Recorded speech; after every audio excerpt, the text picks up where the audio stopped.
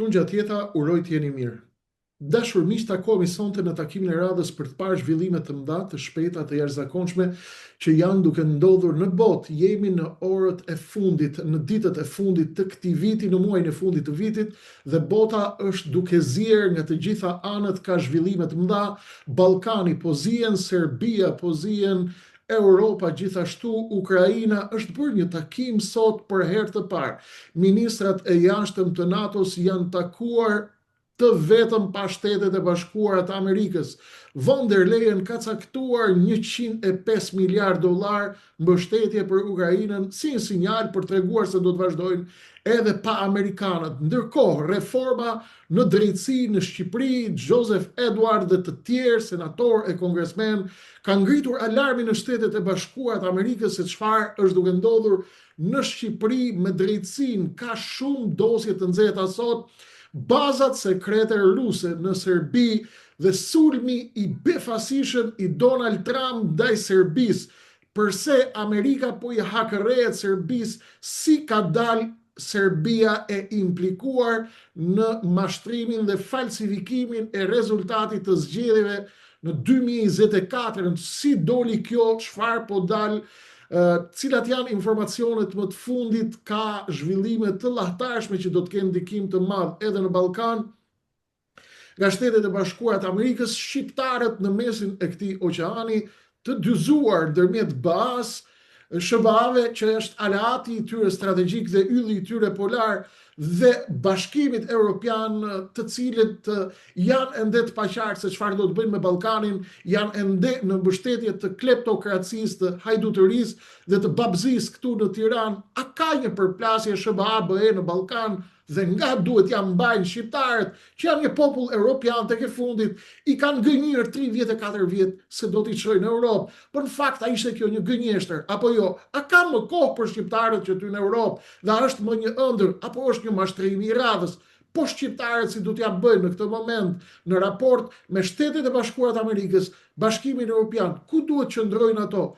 Dhe të tjera, dosje shumë të nxehta. Unë do të hyj menjëherë, sepse ju nuk keni qef që të zgjatem në hyrje, keni qef të dëgjoni bisedën tonë. I ftuari im, ju e dini, është miku im dhe juaj, doktor Dritan Demire, që na bashkohet nga Shtetet e Bashkuara të Amerikës, nga Michigani. Mirë se erdhët, kolonel. Gjithmonë kënaqësi. Kënaqësia është e imja. Le të hyjmë direkt në të thella, kolonel, ashtu siç mund të themi në zhargon. Çfarë po ndodh në Bashkimin Evropian? I pari takim sot. Ministrat e jashtëm të NATO-s takohen pa Amerikën. Marco Rubio ka refuzuar të marrë pjesë dhe i ka thënë Europës me 9 tekst: shikoni fatin tuaj, jemi në linja të ndryshme.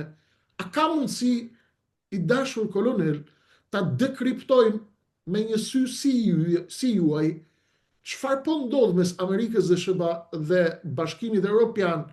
Ç'është kjo përplasje? Dhe vërtet BE-ja mendon se mund të përplaset me Rusinë e vetme pa SBA-n, apo kemi një skem me ndarje rolesh mes amerikanëve dhe europianëve për të ngritur në një kurth të Rusisë? Ju lutem, si e shikoni ju? Unë besoj që në fillimin e punës nga administrata Trump, qëndrimi i tij ka qenë i qartë, shmangja për plasje me Federatën Ruse, gjetja e një gjuhë të përbashkët, krijimi kushteve për krijimi kushteve për një paqe të qëndrueshme, pra fillimi i negociatave dhe arritja e një marrëveshje. Por nga njëra anë kemi Shtetet e Bashkuara të Amerikës, të cilat po përpiqen me të gjitha format për gjithë gjuhën e përbashkët me Federatën Ruse dhe Bashkimin Evropian, dhe nga ana tjetër kemi Bashkimin Evropian i cili po përdor të gjitha format për ta vazhduar këtë konflikt. Ndryshimi i madh midis qëndrimit dhe politikës jashtme në raport me Ukrainën i administratës Biden, e cili është një qëndrim i cili i kushtoi shumë buxhetit të Shtetet Bashkuara të Amerikës nga një anë, dhe nga ana tjetër nuk është se dha ndonjë rezultat konkret. Dhe nga ana tjetër, qëndrimi i Donald Trumpit është një qëndrim krejtësisht tjetër për paqe dhe këtë e kemi parë me përpjekjet e tij të vazhdueshme, ndërkohë që të gjithë katër liderët kryesorë të Bashkimit Evropian po përpiqen me të gjitha format për ta vazhduar për këtë konflikt, pasi nuk e përtypin nuk e përtypin humbjen që kanë pas deri në këto momente, për shkak sepse e gjitha agjenda e tyre dhe e globalistëve ishte agjendë për ta detyruar Federatën Ruse të pranonte kushtet e tyre dhe më pastaj për të realizuar objektivat e tyre afatmesme dhe afatgjata. Pra, mund të themi që ka nisur një divorc mes SBA-s dhe BE-s, kolonel, apo jemi akoma në atë nivel konflikti që Kremlini ka preferuar ta quaj mosmarrëveshje brenda shtëpisë. Ku jemi, në cilën linjë? Unë nuk besoj që kemi hyrë në fazën e divorcit apo jemi në konflikt brenda shtëpisë? Jo, nuk jemi në fazën e divorcit, nuk ka asnjë lloj mundësie që boshti euroatlantik që drejtohet nga Shtetet e Bashkuara të Amerikës dhe plotësohet nga Bashkimi Evropian të ketë, por qasja e politikës jashtme për zgjidhjen e këtij problemit është krejtësisht i ndryshëm dhe kjo ka bërë që jo më larg se 3 ditë më parë, sekretari Rubio gjatë një deklarate shqip, domethënë kur them unë shqip, domethënë në mënyrë shumë qartë, tha për sa kohë që këto duan të vazhdojnë këtë rrugë, le ta vazhdojnë këtë rrugë vetë. Ne tha kemi interesa të tjera. Ne kemi interesa të tjera për ta bërë Amerikën të madhe përsëri. Që të thotë, ju doni luftë, nëse doni luftë, vazhdoni, drejtojeni vetë, mundësi nuk keni, fuqi nuk keni, nes na keni më përpara për t'ju prirë në këtë qasje. Sepse tek e fundit presidenti Trump është zgjedhur nga populli amerikan për të përmirësuar situatën ekonomike, sociale në Shtetet e Bashkuara të Amerikës, pasi 2 vitet e fundit të administratës Biden ka qenë skandaloze në drejtim të ekonomisë amerikane. Dhe po përpiqet me gjithë këto reforma që po ndërmerr, marrëveshje, thithje investimesh, rritjen e tarifave ose reciprocitetin e tarifave me vendet e tjera në mënyrë që ekonomia amerikane të ngrihet. Sigurisht nuk do të jetë lehtë për shkak se situata ka qenë shumë e rëndë, por kemi filluar të ndjejmë një farë përmirësimi të kësaj situate. Bukur. Von der Leyen sot ka akorduar 105 miliard dollar në mënyrë që Ukraina të vijojë luftën e saj dhe sekretari i përgjithshëm i NATO-s, zoti Rute, ka deklaruar sot se është mëse e nevojshme që të mbështesim Ukrainën me sa më shumë para në mënyrë që edhe kur të negociojë, pra nëse negocion me Putinin të negociojë në pozita force. Ju jeni ushtarak, kolonel, dhe e shikoni, e ndiqni me kujdes situatën, ka një revansh të Rusisë në terren.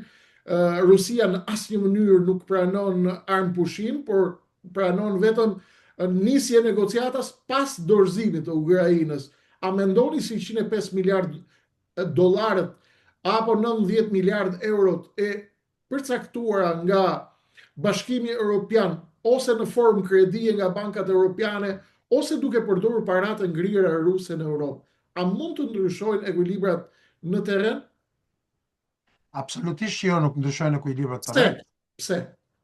Po nuk ndryshojnë ekuilibrat në terren sepse kjo sasi parash, e cila deklarohet së pari, nuk dihet se nga do vi. Së dyti, Brukseli, kryeministri i Brukselit e ka deklaruar qartazi, unë nuk lejoj përdorimin e fondeve të ngrira, pasi është shkelje e ligjeve ndërkombëtare. Dhe nëse ne do ta lejojmë këtë për herë të parë, ajo do krijojë precedent i cili në një mënyrë apo një tjetër do na kthehet mbrapsht. Së treti, raporti i forcave dhe i mjeteve të përfshira në konflikt është në nivelin 5-1, 6-1. Në drejtim të artillerisë është 16-1. Në drejtim të aviacionit e të pajisjeve tjera pastaj është në disavantazh të madh. Të gjitha deklaratat e Bashkimit Evropian dhe të von der Leyenit, edhe të sekretarit Rute, nuk janë realiste, për të mos thënë janë propagandë, pasi ne jemi sigurisht në krahun e tyre dhe i mbështesim vendimet e tyre, por unë besoj që ajo që ka nevojë Ukraina është që vite përpara, të paktën 1 vit e gjysmë përpara, duhet të furnizojë me sasinë e nevojshme të pajisjeve të artillerisë, të mbrojtjes kundërore, të mjeteve ajrore për të mos i lejuar avantazh total Federatës Ruse, dhe pastaj mjetet e blinduara, mjetet e mekanizuara dhe me radhë. Një pjesë e madhe e frontit të Ukrainës është në kolaps total. Dhe pikërisht është ky avantazh që ka Federata Ruse, e cila është avantazh strategjik në këtë rast, sepse është në të gjithë vijën e frontit, është që nuk e lejon presidentin Putin që të ndaloj në vendet, në pikat ose në vijat aktuale, në mënyrë që të vazhdoj, pra se këtë po kërkon edhe Bashkimi Evropian nëpërmjet Shtetit Bashkuar të Amerikës, të rrisin presionin, të ndalojnë luftimet aty ku janë, që pastaj simas Putinit dhe Ministrisë Mbrojtjes Ruse, këto duan që të krijojnë kushtet për rigrupim, për riarmatosje, dhe pastaj konflikti do të përfundojë nga fillimi. Unë e kam thënë në të gjitha intervistat për gjatë 3 viteve. Sigurisht që kjo ka krijuar keqkuptime, por unë jam këtu për të thënë të vërtetën, nuk jam këtu për të bërë propagandë. Po të isha në pozicione zyrtare, do ndiqja linjë zyrtare. Fakti është që ky konflikt do të mbyllet sipas kushteve të Putinit, për shkak sepse është në avantazh total. Kolonel, shumë shkurt. Shërbimet sekrete europiane, vetëm para 2 ditësh, shërbime të ndryshme sekrete europiane, qofshin ato britanike, franceze, gjermane, finlandeze, kanë mbritur në përfundimin se flota ruse dhe anijet ruse dhe luftanijet ruse po afrohen drejt Grenlandës dhe mendojnë se ky zhvillim është i lidhur me përgatitjet ruse për të pozicionuar fort në Greenland, pasi rusët dhe amerikanët kanë rënë dakord, kanë një akord sekret mes njëri tjetrit për të ndarë pasuritë marramëndse të Grenlandës dhe të lindjes së Ukrainës, rajonit Donbasit që e do Putini, për mineralet e rradha, gazin dhe naftën. Për këtë arsye, europianët mendojnë që ka një marrëveshje sekrete. A kanë të drejtë europianët të shqetësohen, kolonel, se dalin komplet me gisht në gojë, apo me lull, apo me biberon në gojë komplet, nëse ka një marrëveshje amerikane-ruse për të ndarë tortën e Grenlandës dhe të lindjes së Ukrainës? A kanë të drejtë shqetësohen, apo kjo është pjesë e propagandës gjithashtu në vijim të gjetjes justifikime europiane për të vijuar aksionin e luftës në Ukrainë? Unë besoj që kanë plotësisht të drejtë, për arsye sepse, siç e thash pak më lart, politika e jashtme e Bashkimit Evropian është aktualisht në sa i përket Ukrainës dhe disa zonave të tjera është e ndryshme nga interesi kombëtar i Shtetit Bashkuar të Amerikës.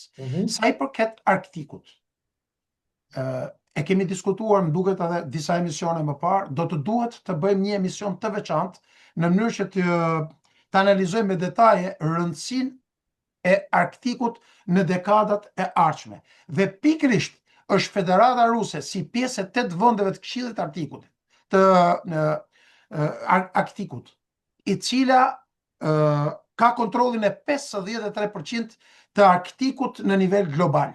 Dhe në këtë këvështrim, duke parë dhe objektivat strategjike të presidentit Trump, i cili në mënyrë aktive që nga dita e marrjes të presidencës të presidencës aktuale, ka shfaq interes të madh, sepse lufta e së ardhmes do të jetë kush kontrollon Arktikun, Euroazin sot është e qartë kush e kontrollon, mineralet e rradha, kontrollon Arktikun dhe kush kontrollon hapësirën.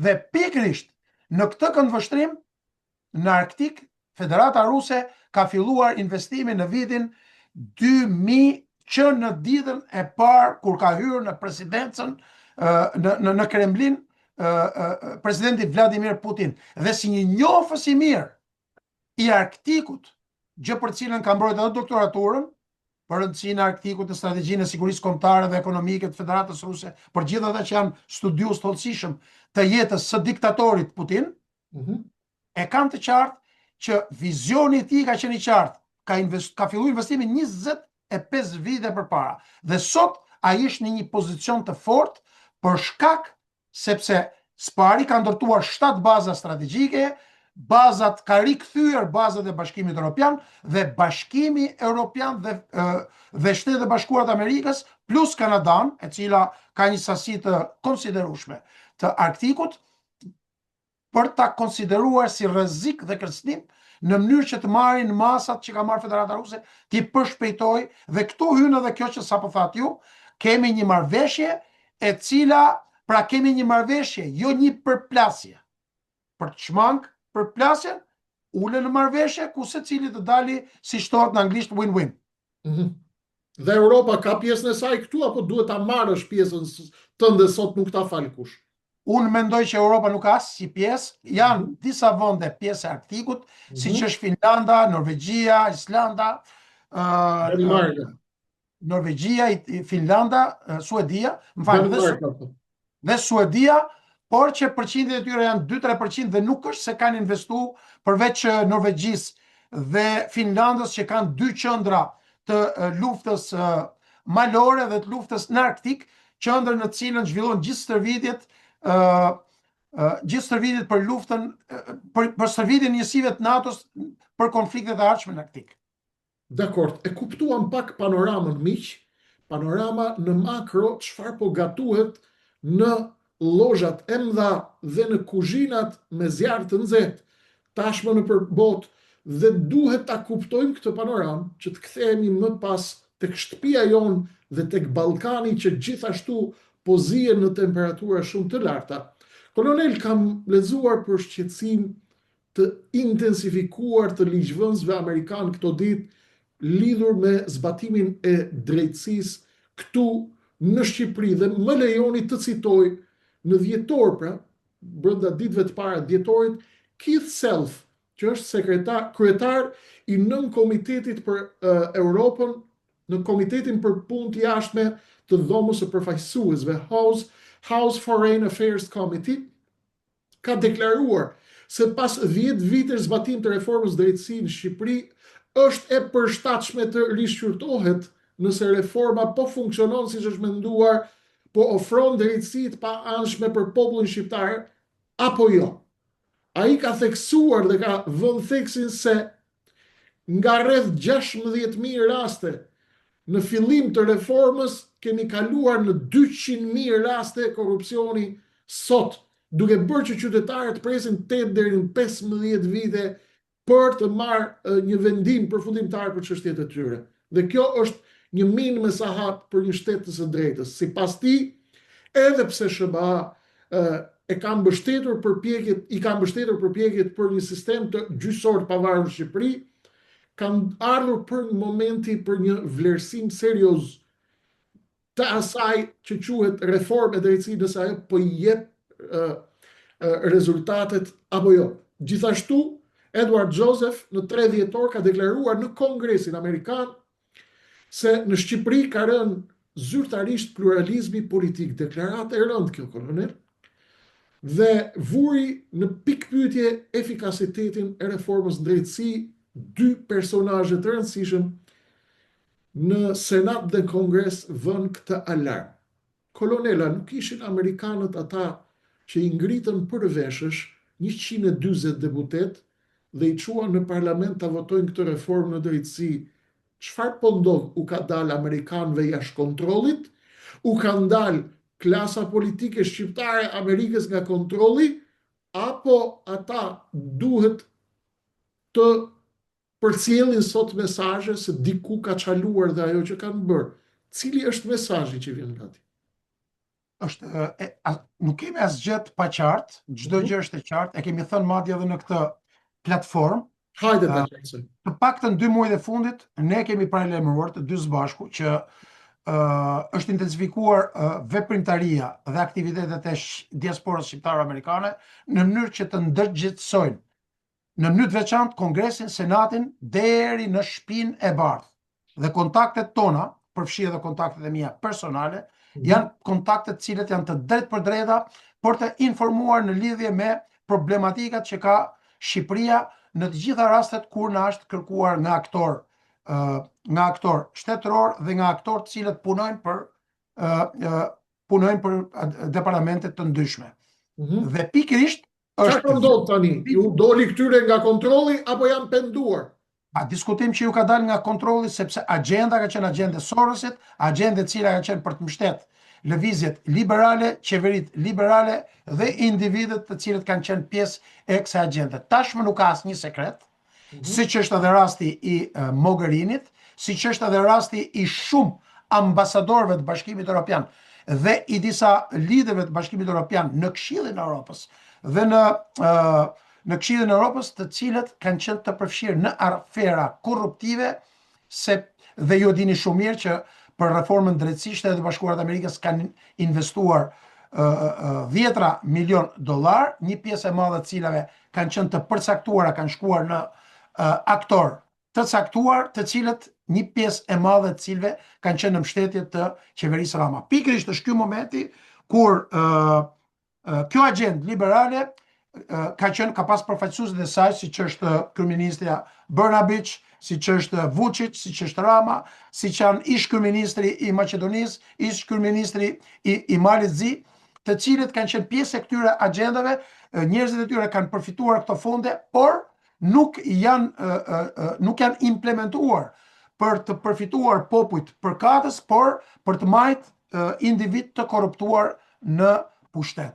Dhe pikërisht ky është momenti kur që nga momenti i futjes në shtëpinë e bardhë, politika jashtme amerikane është riformatuar, por riformaton gjithë agjendën politike botërore, dhe kjo ka filluar me takimet, që nga takimet me Bashkimin Evropian, dhe jo vetëm duke e nxjerrë zbuluar edhe pjesën ekonomike, edhe pjesën e sigurisë, por edhe politikën e jashtme e cila nuk ka qenë në rrugën e duhur në Bashkimin Evropian.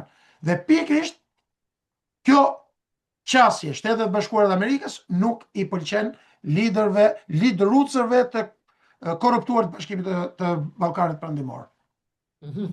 Prandaj mendon që janë hedhur në sulm. Atëherë shqiptarët kolonel kishin një lloj shprese nga reforma në drejtësi.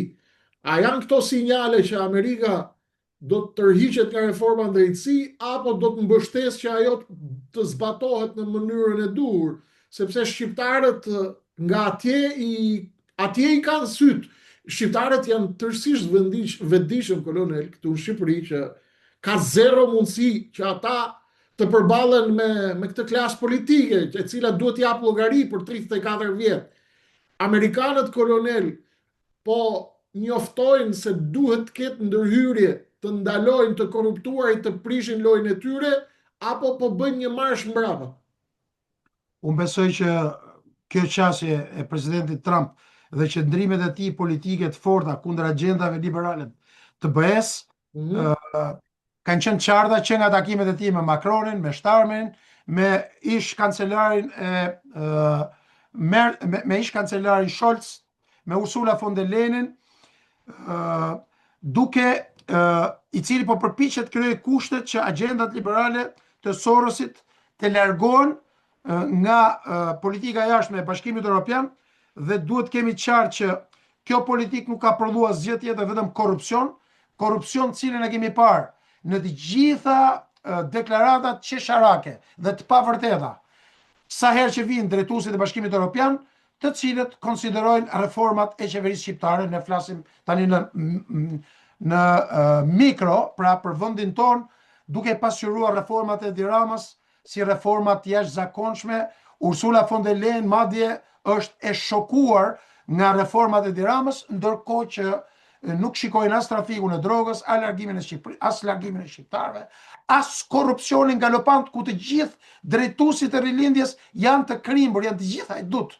Lidhet e tyre me krimin organizuar, me rrjetet kriminale, me trafiqet, ku nuk ka asnjë rregull, asnjë ligj, nuk zbatohet demokracia, që nga zgjedhjet, që nga përditshmëria e aktivitetit shoqëror, nuk ka rend siguri, ku një pjesë e madhe strukturave të rendit dhe të sigurisë publike, të shërbimet të inteligjencës janë të lidhur me krimin organizuar. Çdo ditë Shqipëria përballet me problematika, dhe në një pyetje, si ka mundësi kur të gjitha shërbimet sekrete i kanë deklaruar dhe i kanë publikuar këto shqetësime, qofshin Bashkimit Evropian, qofshin të Shtetet e Bashkuara të Amerikës, dhe Ursula von der Leyen dhe Kaja Kallas apo Kosi bashkë me Lallën, të gjitha këto përfaqësueset nuk pas kanë sy për të parë, sepse janë të korruptuar. Dhe pikërisht është kjo qasja e Bashkimit Evropian e cila po luftohet në mënyrë të veçantë nga Bashkimi nga Shtetet e Bashkuara të Amerikës. Dhe një shqetësim tjetër shumë i madh është edhe agjenda liberale për shkatrimin e familjes dhe shpopullimin shqiptar. Kjo tashmë edhe duke prishur bazën e fundit, qelizën familjare me miratimin e ligjit për gjinit, duke justifikuar këtë me gënjeshtër më të madhe si një proces të integrimit europian, i cili është krejtësisht një mashtrim i Edi Ramës dhe i segmenteve liberale të leadershipit BE-s. Dhe pikrisht për shkak të kundërshtimit, për shkak të agjendës së Marco Rubios, të presidentit Trump, këto janë të tmerruar.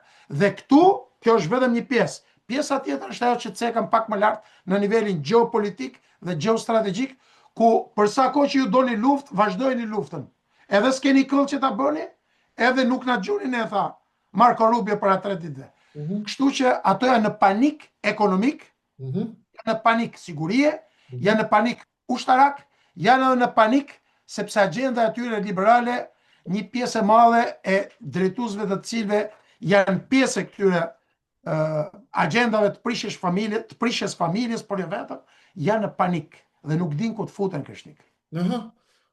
Arrestimi i Federica Mogherinit, një tjetër e pasionuar shpirtërisht, emocionalisht për nivelin e lartë të artit, të kulturës dhe të vizionit universal të kryeministrit ton Edi Rama, ka qenë kjo zonja, e cila ka qenë vazhdimisht, ka shprehur konsideratat e saj më të larta bashkë me zonjën Kos, siç e that, apo zonjën Byrek. Tashmë, arrestimi i kësaj kolonel, çdo të thotë, po ndikon Amerika në Europë, ka fuqi Amerika të ndikojë në Europë për të bërë këto goditje, apo Europa është duke marrë masa vetë për të godit këta të korruptuarit? Absolutisht, unë nuk besoj që Europa... Pra është stuhia amerikane që po mbrin Europa? është stuhia amerikane pa diskutim, sepse po të kishte Bashkimi Evropian, qoftë edhe objektivin më minimal, nuk do vinte Marta Kosi, Marta Llava këtu, dhe të deklaronte për zgjedhjet që ishin zgjedhjet rregullta, ndërkohë që këtu arritjet paramundse, arritjet e pa imagjinueshme. Arritjet e pa imagjinueshme më beso janë arritjet e pa imagjinueshme sepse kanë mbushur xhepat. Qoftë Mogherini, qoftë atë kujtohet ajo Vllaudini, atë kujtohet ai Luigi Soreka, atë kujtohet ky Silvio Gonzalo. Kolonel, përfaqësuesi i Bashkimit Evropian. Më fal kolonel, këta e bëjnë sepse do paguajnë haraqin e parave dhe të valizheve që marrin, apo e bëjnë sepse na konsiderojnë ne popull zombi, për shembull na konsiderojnë kështu njerëz parahistorik në të epokës bronzit. Do të më qetësonte shumë të ma jepje një version. E bëjnë sepse nuk kanë turp, apo e bëjnë sepse na konsiderojnë ne parahistorik, popull idiot? Absolutisht që nuk kanë turp, janë super të korruptuar, Ja ma spjegoti modeli. Çfarë lidhje mund të ketë Meloni, Giorgia Meloni me Edi Rama? Aty doja të dalë tani pra. Ato përfaqësojnë linja komplet kundërta, politika komplet kundërta. Po si mund të bashkojnë? Po sepse Edi Rama ka ofruar që e gjithë kokaina që vjen nga Amerika Latine në Durrës, në Shqipëri, pika parë është Italia ku zbarkon kolonel. Se bashkon Ramën me Melonin. Nuk pas ka informacion Giorgia Meloni për trafiqet e drogës? Nuk pas ka Giorgia Meloni për rrjetet e trafikut edhe të krimit organizuar të lidhur me qeverinë shqiptare, ndërkohë që shërbimet inteligjente italiane, siç e dini ju, italiane, greke, serbe, por jo vetëm, janë kryq në Shqipëri. Por sigurisht shërbimet italiane kanë tjetër qasje në raport me shërbimet greke dhe serbe. Kanë krejt që mos t'i ngatrojmë këto gjëra. Nuk pas ka sy dhe s'pas ka informacion Meloni për trafikun e për gjithë problematikën shqiptare në Itali, ku është një nga problematika me pikrisht këtu ndryshon qasja këtyre Kosave dhe Llave të korruptuar. Për shembull, lejo të sjell në vëmendjen tuaj ministrin e jashtëm gjerman, i cili sapo vizitoi. Të kam thënë në disa emisione, Austria, ka qasje tjetër. Austria, Gjermania janë dy vendet më pro-shqiptare në Bashkimin Evropian. Sigurisht kemi edhe një mbështetje tani kohët e fundit, jo përpara, por në këto dekadët e fundit ka Britania e Madhe. S'ishte mundur.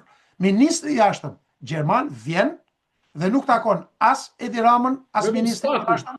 Kjo është për ato që kanë 1 gram tru në kokë. Kjo nuk është, unë s'kam dërmend tani të bëj analiza për gjithë popullin. Dhe vjen dhe takon vetëm Spakun, pikërisht për Spakun, sepse shërbimi sekret gjerman, BND, i cili është shumë i fuqishëm, fatmirësisht, në Shqipëri i ka të gjitha dosjet e individëve të lidhur dhe jo të lidhur me kryeministrin, të lidhur dhe jo të lidhur me gjithë narko-qeverinë.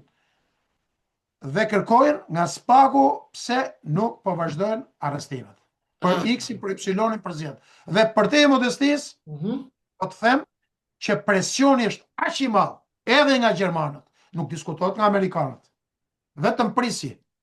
Dhe vetëm prisni. Unë besoj që të shkojmë tek Serbia, se çfarë po ndodh. Do vim aty. Çfarë ka bërë diaspora shqiptare amerikane për të përshpejtuar në Kongres të Senat, për të mbështetur qeverinë e Serbisë, për të mbështetur qeverinë e Kosovës në mënyrë që të përshpejtohen procedurat e antarësimit të Kosovës të NATO, pasi e vetmja formë për ta marrë Serbinë larg Kosovës është antarësimi i saj në NATO.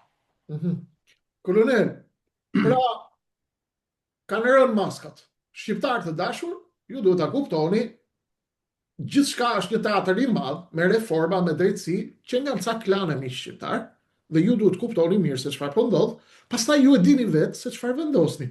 Por e rëndësishme është ti kuptoni gjërat ashtu siç po ndodhin.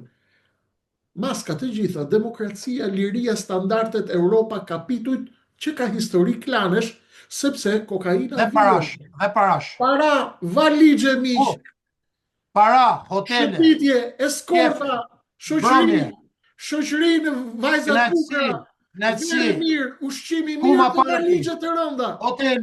Hotele, resorte, pushime, masake. Miell i bardh. I cilësisë më të mirë.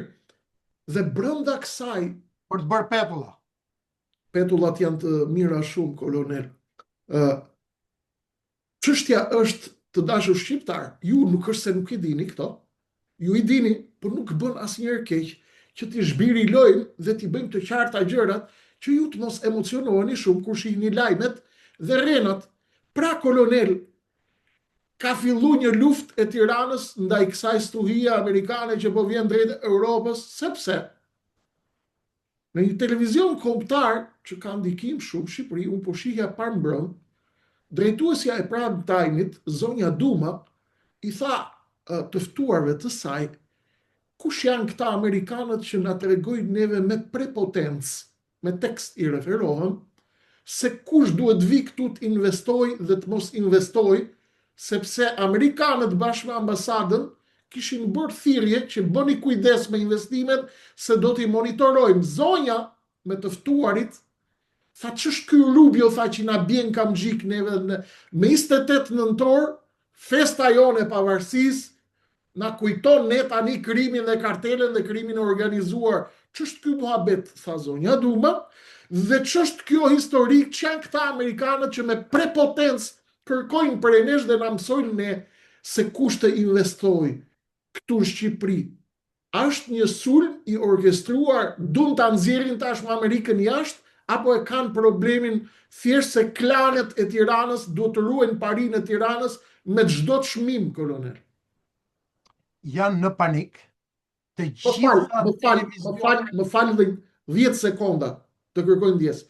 Dhe të ftuarit e Dumës në studio i thanë, jo vetëm që po na mësojnë se kush do të investojë në Shqipëri, por na kanë goditur vetëm ne në Tiranë, ndërkohë që ka grupe kriminale edhe në Serbi edhe në Malzi, si ka përmend Amerika.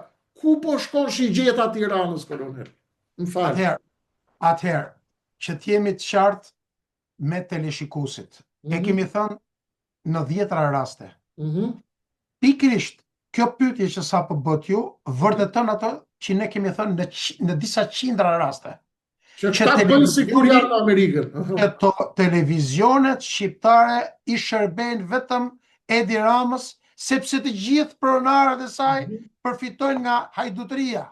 Qartë. I bëhet shqiptarëve nga mjezin dark, dhe të gjithë këto që nga Grida Duma, që është një mikeshe imja, po këtu nuk po flasim për miqësitë tona, këtu po flasim për një gjë konkrete, e që nga Grida Duma dhe gjithë drejtuesit e tjerë përfitojnë, paguhen me këto para, dhe në gjitha rastet kur tronditet karrigja e Edi Ramës, tronditet përfitimi i tyre, sepse nuk ka logjik tjetër, një ish deputete teorikisht e Partisë Demokratike, e cila ka qenë gjithë kohën e mbështetur, e privilegjuar pafundësisht në raport me femrat e tjera në Partinë Demokratike, do me thonë të dali kundër narrativës amerikane.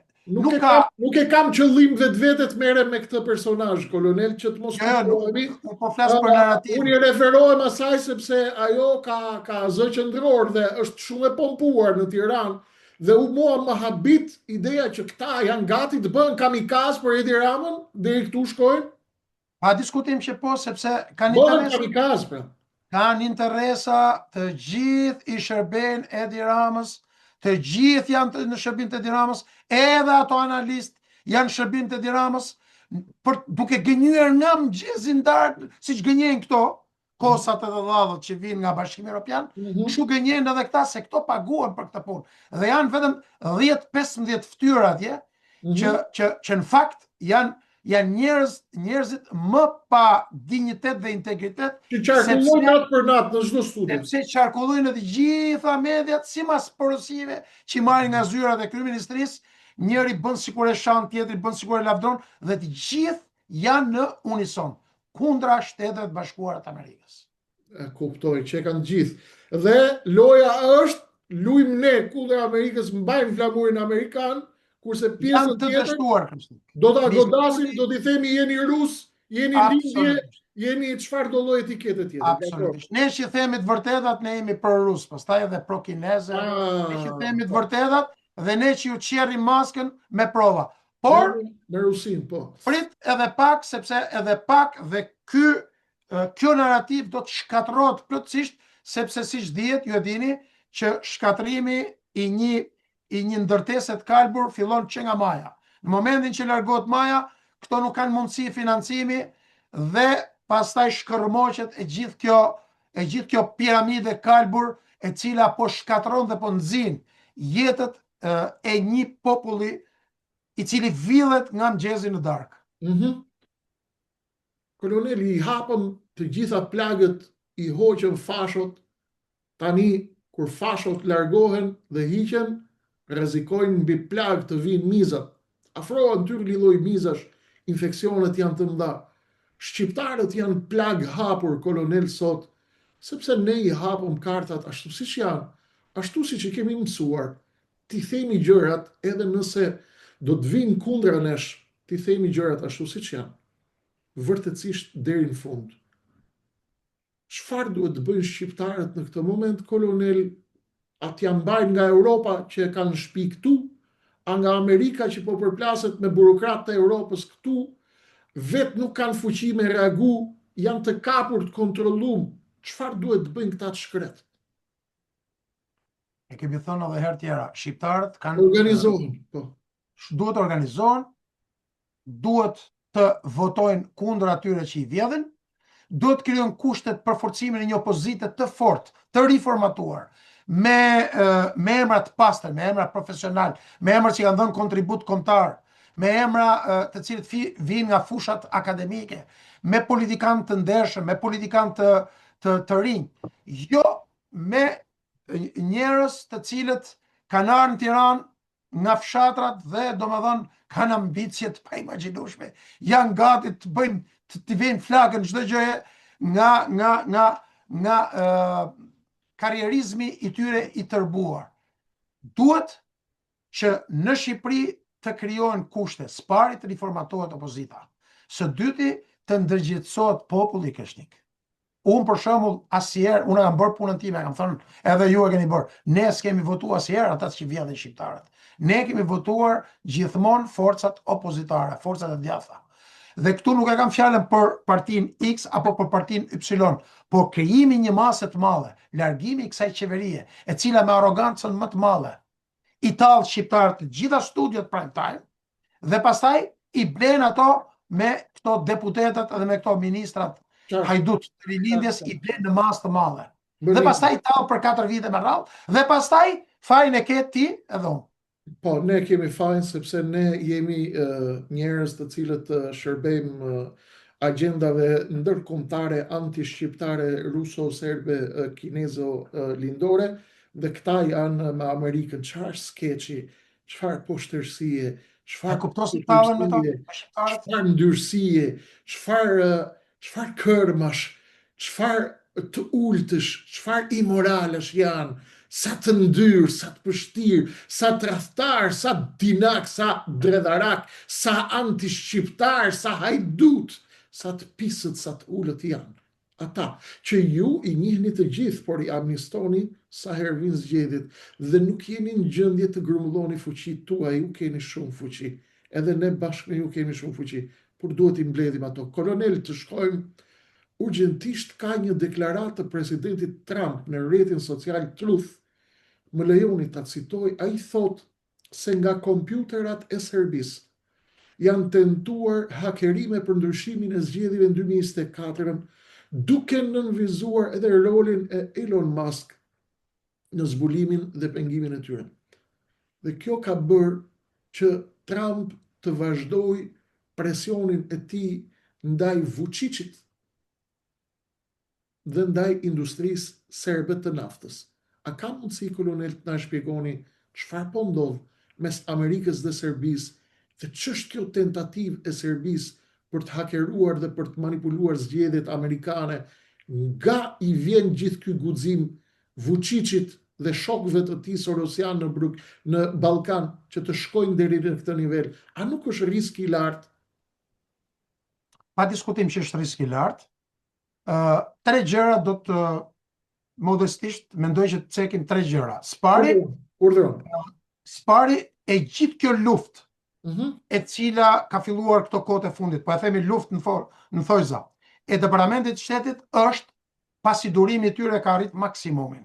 Prej 20 vite Shtetet e Bashkuara të Amerikës bashkë me Bashkimin Evropian e kanë mbështetur me financa, me stërvitje ushtarake, me mbështetje ekonomike, teknologjike, me investime të drejtë për drejta për ta ofruar, për ta larguar Serbin nga Rusia, dhe për më keq, ajo vazhdon jo vetëm me Serbin, por është vazhdon dhe ka thelluar më tej bashkëpunimin me Kinën në disa fusha. Dhe pikërisht është ky moment kur Departamenti Amerikan i Shtetit e sankcionoi kompaninë NIS duke mas 10 vitesh paralajmërime. Dhe më në fund, tani unë besoj që me sankcionimin e NIS-it, e kompanisë shtetërore të gazit dhe të naftës, e cila një pjesë të madhe, mbi 50% e ka Gazpromi rus, ekonomia e Serbisë do filloj ta ndjej dhimbjen, siç po e ndjen Gjermania, Franca dhe vetëm. Së dyti, është një subtili. Vazhdo. Nuk vëndes. Jo, vazhdo, më. Jo, doja t'ju them që të mos u mbasim kohë, se kemi për mos marrim shumë kohë. Ç'është kjo qendra e përbashkët e inteligjencës në Nish? Ç'është misioni i saj? Aleatët dhe përfshirja e tyre në zgjedhjen amerikane, doja që ta integrosh brenda përgjigjes tuaj. Po, së dyti, kemi një përfshirje të jashtëzakonshme prej shumë vitesh. Spari krijimi 28 qendrave. 20 qendrave 20 qendra gjendarmerisë dhe 28 qendrave ushtarake në kufirin e Kosovës, pra rrëthimi i Kosovës, i cili është bërë nën strukturimin e GRU-s dhe të FSB-s, dhe nga ana tjetër rrjetet që nga Sputnik, mediat ruse dhe qendra e cila quhet qendër humanitare, e cila është qendër inteligjente, dhe përfshirja e sistemeve të kompjuterave në zgjedhjet amerikane ka qenë vija kuqe. Si duket, duhet të ketë qenë kjo çështje në netim për një kohë gjatë, dhe është momenti kur ka filluar goditja ndaj Serbisë.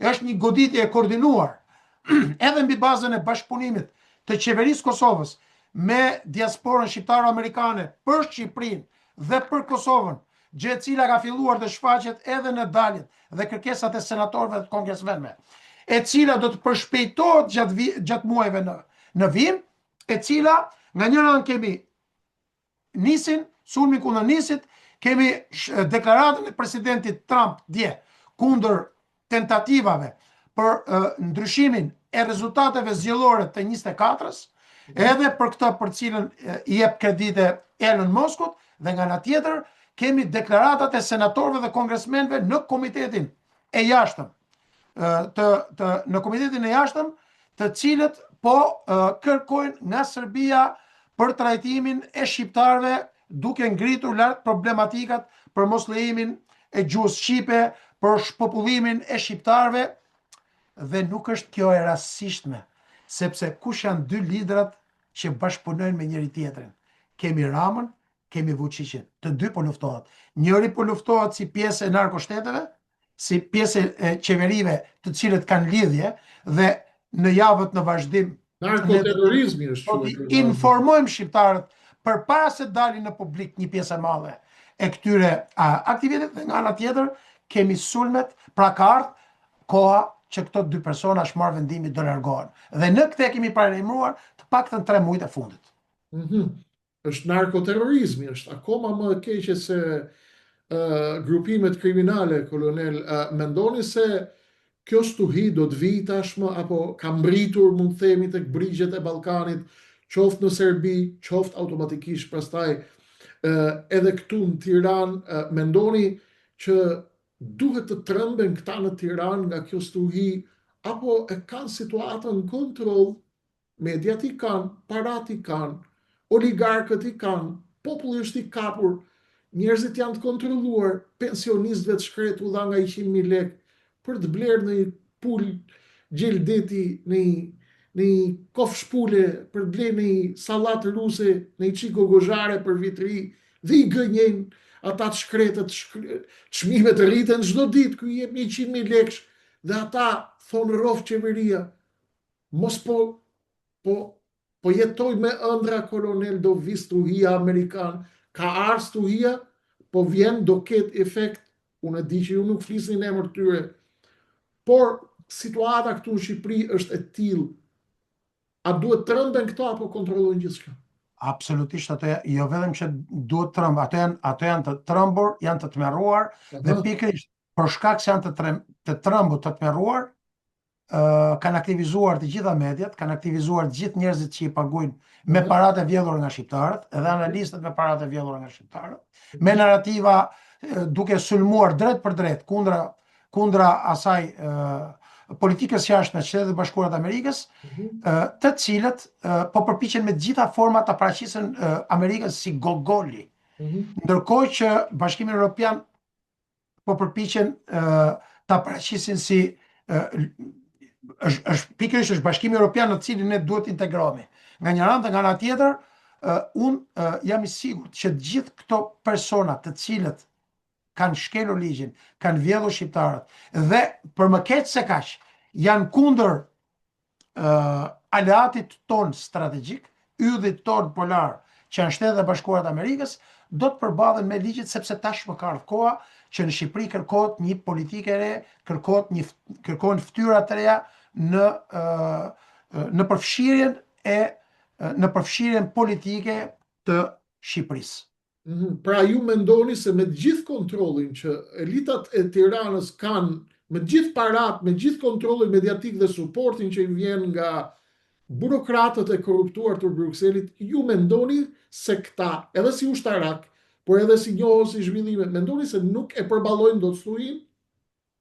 Absolutisht jo, nuk do e përballojnë dot stuhin, sepse zullumi edhe gabimet që kanë bërë tashmë kanë kalu vijat e kuqe, dhe nuk mund të pranojmë më Shtetet e Bashkuara të Amerikës të bashkëpunojnë me një vend alat në NATO, siç është Shqipëria, ku një pjesë e madhe e ministrave dhe drejtuesve të institucioneve kryesore, ju keni bërë emisione për katse duke i cituar një për një, për të lejuar influencën e aktorëve të huaj në Shqipëri.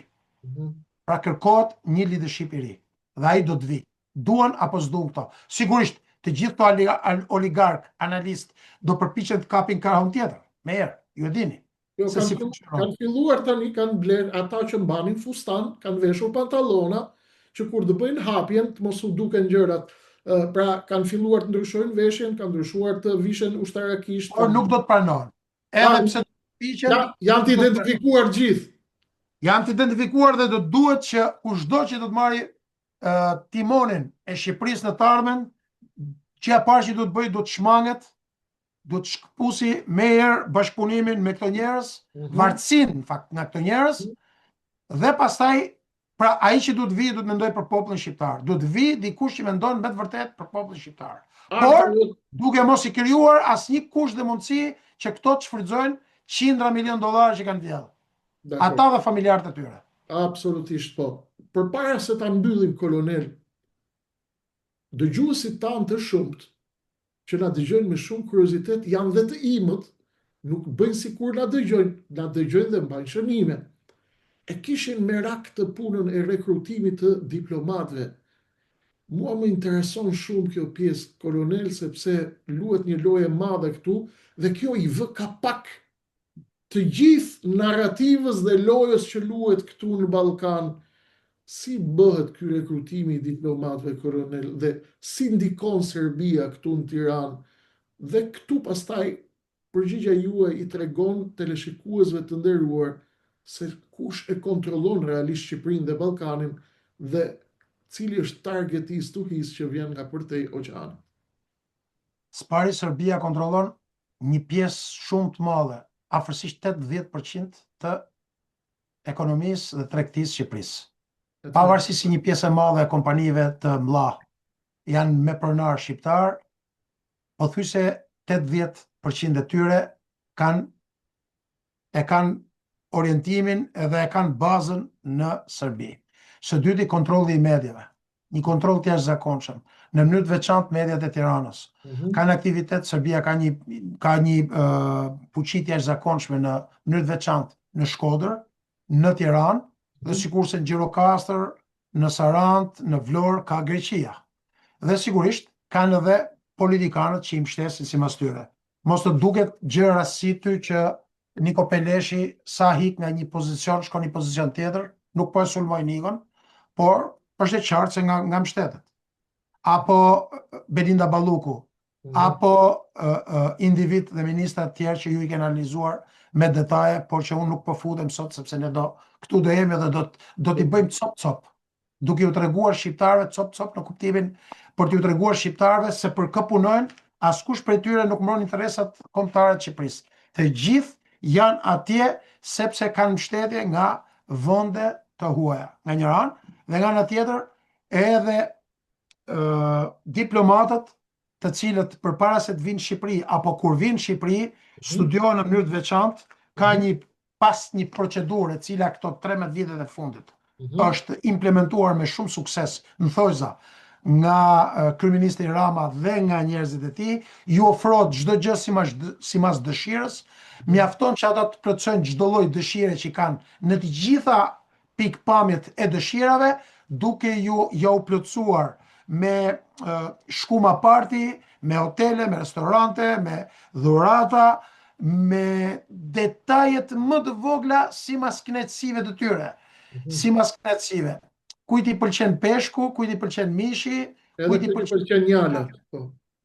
Kjo është një pjesë për sa i përket brenda territorit të Shqipërisë. Në të njëjtën kohë dhe jashtë territorit të Shqipërisë, të angazhuar një pjesë e diplomatëve, të cilët janë të urdhëruar për të lidhur, për të